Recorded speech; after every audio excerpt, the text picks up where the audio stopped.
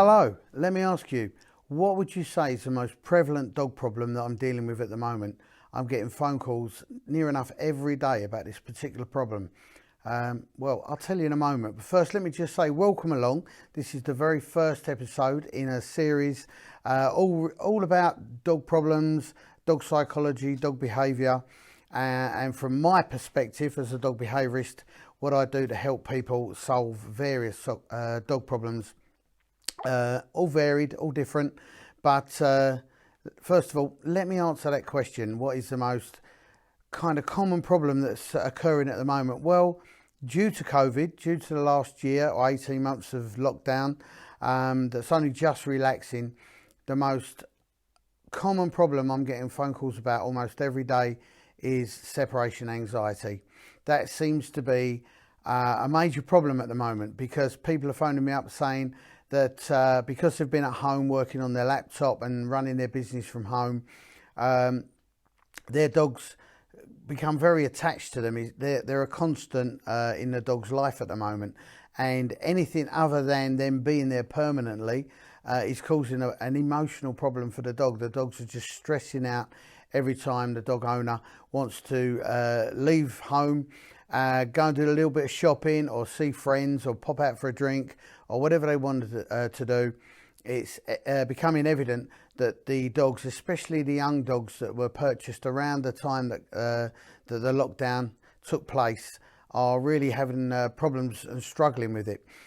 Sometimes the dog owners don't even know about it until maybe the neighbours let them know that they've heard the dog crying or barking while they've been out, and then obviously they might set up a camera to see what their dog's going through while they're not there, and then the owners are becoming distressed because they're witnessing their dogs panting and sort of strolling around the property, sitting by the front door crying, looking out the window crying.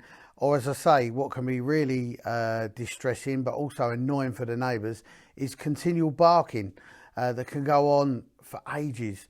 So, as I say, I get phone calls from dog owners who are upset, who are desperate, who are in need of my help. And I thought it might be a good idea to start off this series with that very subject, because it might be helping somebody out there if I explain what appears to me to help the situation, the practical approach to it, and two relevant steps or two assessments that need to be taken into account before you even really begin the process. The first one is the sensitivity of the problem.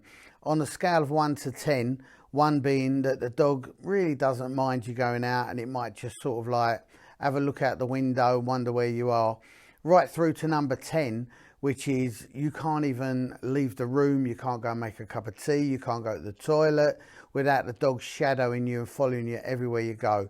To the point where I even have customers tell me that they have to have the dog in the toilet with them while they go and have a shower or use the toilet, because the dog can't even cope with being on its own in a separate room for 2 minutes, 5 minutes. So it can be a varied degree of sensitivity, and that's the first thing that needs to be kind of understood.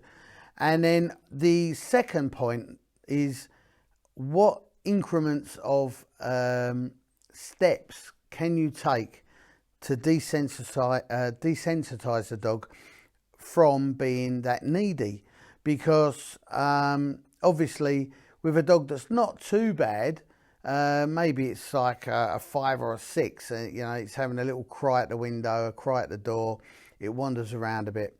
There are certain steps you can take that are quite reasonably large steps towards desensitizing the dog, whereas with the latter problem of a dog being really sensitive and can't be away from you for like 1 minute, then the increments have to be very small, very sensitive, and there has to be a certain consideration to what the dog's going through, because it is an emotional problem that the dog's suffering from. And it's become evident to me that you can't approach it with normal dog training tactics, because the dog's not actually learning anything new. And the usual dog training with tricks and treats and enthusiasm and that kind of methods or techniques are not really useful when a dog's stressing out with an emotional problem. It's all anxiety based, so therefore a different approach has to be taken. And what I've managed to kind of work out over the last year has been, you need to develop a step-by-step ABC practical process that could be implemented so that the dog learns that it's not the end of the world, that it has to be on its own for 1 minute, 10 minutes, an hour, or a couple of hours, whatever. So let's work it on the basis that it's not an ultra sensitive problem. It springs to mind a job that I did probably over 6 months ago, but it was a spaniel. To be fair, the owners had only acquired the dog a few weeks before. It became evident from what the neighbours were saying that the dog was restless. I wouldn't say it was barking or crying continually, but it was evident that the dog had little distress every time they went out and left it alone. So let me just run through what I did when I first met them, evaluated the situation, and what steps I took to try and help the dog learn to cope with being on its own and what I call independent, healthily independent. There's no reason why a dog shouldn't be able to be left alone for a few hours without the emotional torment. It's unnecessary, really. So, as I say, running through what I did when I first met them was to just have a chat with them, sit on the sofa, they're in the chair, we're in the living room, and the dog is just being a normal dog. It's milling around, it's sitting with the owners, it comes and has a little sniff at me, I say hello to the dog carries on milling around again, settles again, but no real drama, it's just acting pretty normal. But as soon as I indicated to the owners, let's kind of give the impression that we're leaving, stand up, grab the keys, grab the coat, put the shoes on, whatever, you could see that the dog's manner changed slightly. It was now suddenly a little bit concerned that things were obviously developing, that the owners were going to leave, and it became restless. It wasn't over symptomatic. It wasn't crying or showing off at that point. But what we did was we set up a couple of cameras, like just phones, one on the coffee table aiming at the kind of dog's bed and the front door, and the other one up on a mantelpiece, just giving a more of a wide view so we could see what the dog did. And to just test the situation and find out what was going to happen next, we continued to put on the coats, grab the keys, and just leave the dog. So for a first test, we had to kind of act really natural and just see what would happen. We went down the road about 100 yards, waited 5 minutes, went back and viewed the recording on the phones.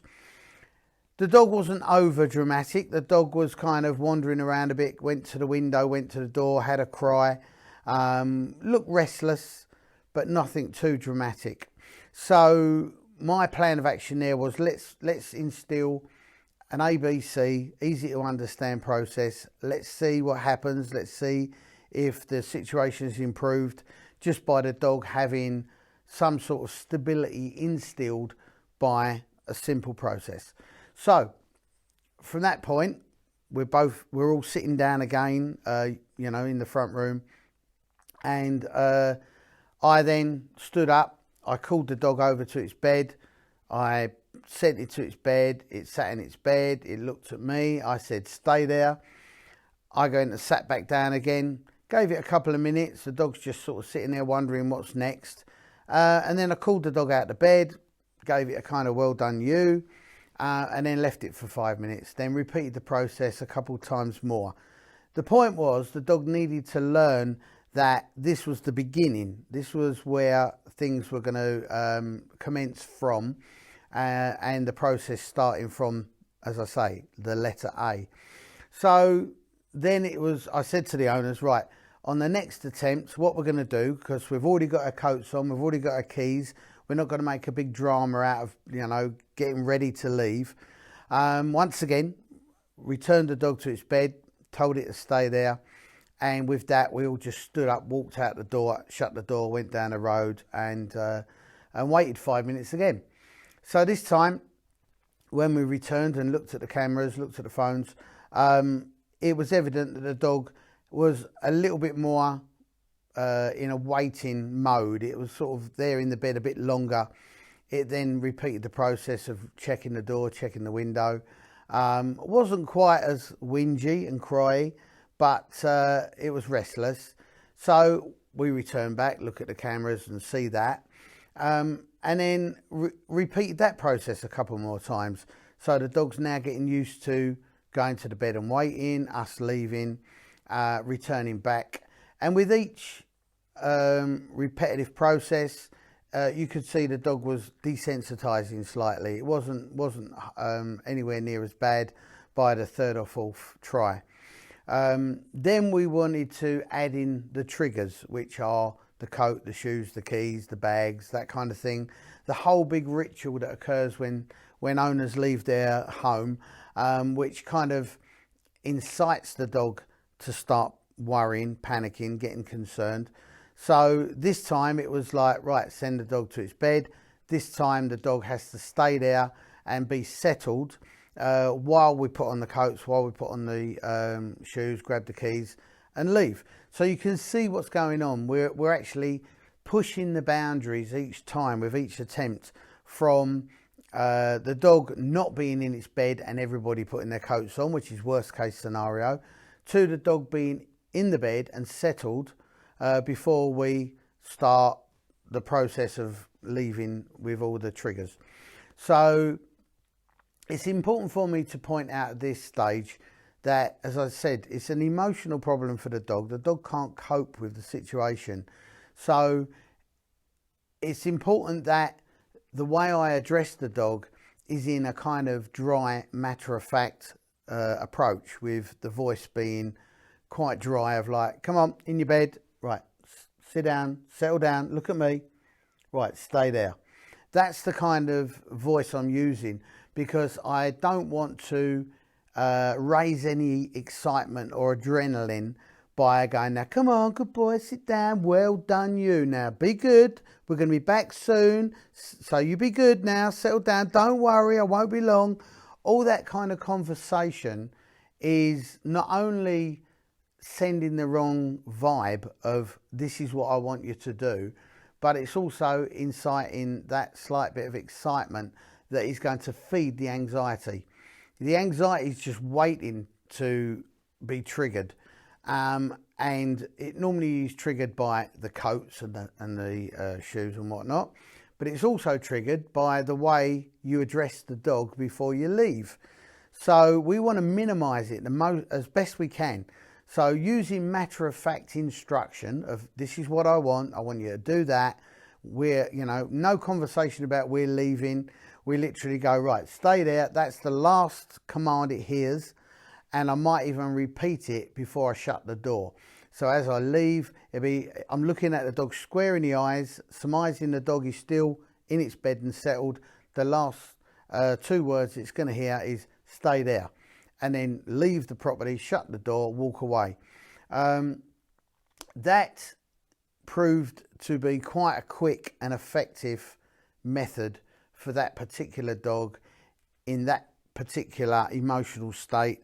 And the step-by-step was pretty easy to kind of put together. And also the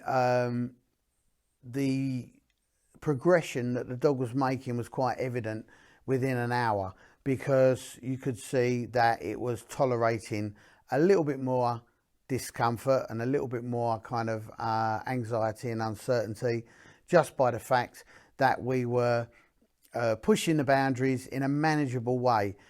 It's very important with every job I do, but especially with the emotionally based jobs, that the step-by-step is a success and followed by another success, by another success. It's important that we learn very quickly what the dog can tolerate and what the breaking point is before the anxiety overcomes the dog and the symptoms start reoccurring. If we can extend the time and extend the desensitization of the triggers and make the instruction very clear, then we are moving forward quite strongly.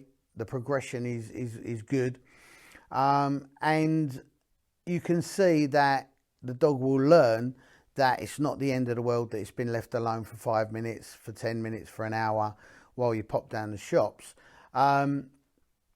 Moving on to the more sensitive and kind of troublesome case of a dog that was probably quite young, if not even purchased at the beginning of lockdown, and is now kind of like really having a tough time with this complete change of the owner not being at home anymore, not working at home anymore, not be there as constant companion, but the owner's now trying to break away to go back to work and to visit friends and, you know, go out and socialise. This is a big gap for the dog to kind of cover. On one side of the cavern, you've got really what was, which was constant companionship, and on the other side of the cavern, you've got complete isolation, or in the dog's kind of way of looking at it, abandonment, because there's that real big change. So for the dog that's been ultra sensitive and has literally followed people to the toilet, to the kitchen, to the front door, to the back door, you know, it's an immense challenge for the dog to overcome that.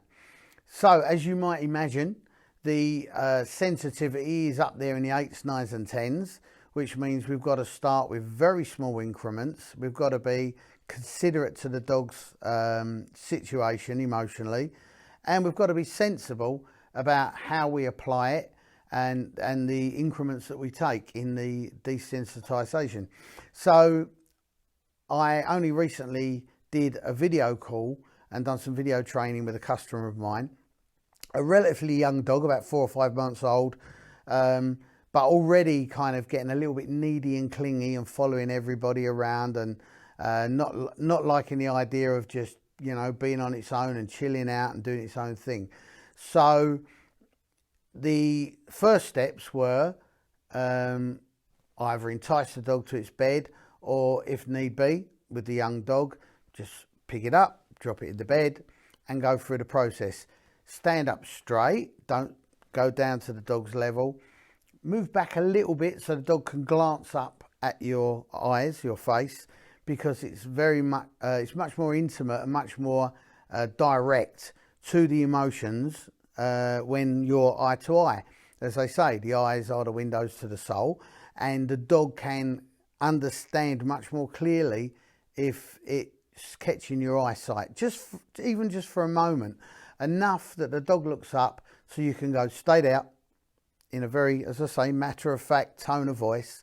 And then, as I instructed to the lady that was taking part in the exercise, incidentally, her boyfriend was quietly sitting on the other side of the room just filming with the camera. We were doing a WhatsApp call. I said to her, right, now all you got to do now is say it once more, step back, one step, and say it again, because you've got to keep reinforcing that fact that you have got to stay there and not shadow and follow me like a dancing partner. Everywhere I go, you go. That's not what we want. So at that point, if the dog is kind of like unsettled and not really kind of chilled out and playing along with it, then you can stop the exercise at that point and call the dog. You know, then you can squat down, call the dog to you, give it a well done you, absolutely great. give it 5 minutes to kind of change the vibe so the dog's now settled down again and back to normal, and repeat the process. And over the course of, I think it only took about 20 minutes, we managed to do 1 step, 2 steps, 4 steps, standing out in the hallway with the front room door open, stay there, and then walking back in halfway, calling the dog out, then doing it from the hallway again, and then getting all the way back to the bed before saying, well done you. And eventually, with the living room door shut, the owner counting to 10, walking back in, not saying a word, just staring at the dog, walking up to the dog, and then the emotional reunion and the well done you was taking place. So for the first dog, we managed to do about an hour, and we managed to take quite large steps forward. For the dog on the video call, it was much more sensitive, much more baby steps, but the same process. It's just a bit of common sense that for some dogs, you can push it a lot quicker, and for some dogs that are really kind of attached and needy, you got to do it in baby steps. But I just wanted to share that with you, because there's a lot of people out there that are trying to attempt to train their dog with normal dog training tactics of kind of biscuits and treats, and you know, the enthusiastic voice, the high-pitched voice, which is kind of counterproductive, because you want the whole point of it is that the dog is chilled out and it's not a big deal that you're going to leave it on its own. So using common sense of, we've got to do it quietly with very plain instruction on a step-by-step ABC process would tend to really make sense that that's the way to go. And it has proven to me that that is the truth. That is the way I do it. That's the way that works for me. You know, there's probably other people out there using other ideas and having effectiveness with their ideas, but I can only share with you what's worked for me. Anyway, I think that is enough for today as far as separation anxiety is concerned. And if that has been of any help to you, I'm really pleased, and you're more than welcome to get in touch with me should you have a question regarding today's subject or any other dog problem really. You can find me on Facebook under the name Glenn Stanford, and my group on Facebook is Cynology 101, the same as the YouTube channel. I will pop some links down below just so that you can find those quickly, and hopefully you'll join me in future episodes where I hope to go into a bit more detail, dig in a bit deep on the dog psychology subject, all the information, the theory of dog psychology that I teach my students on my courses. Yeah, so a little bit of everything coming up in the future. So it's been a little bit intimidating today to be talking to the camera for the first time and kind of throwing out my ideas, my opinions, my experiences that I've had along the way. But it's been fun, and I hope you picked up at least a tip or two from what I've told you today.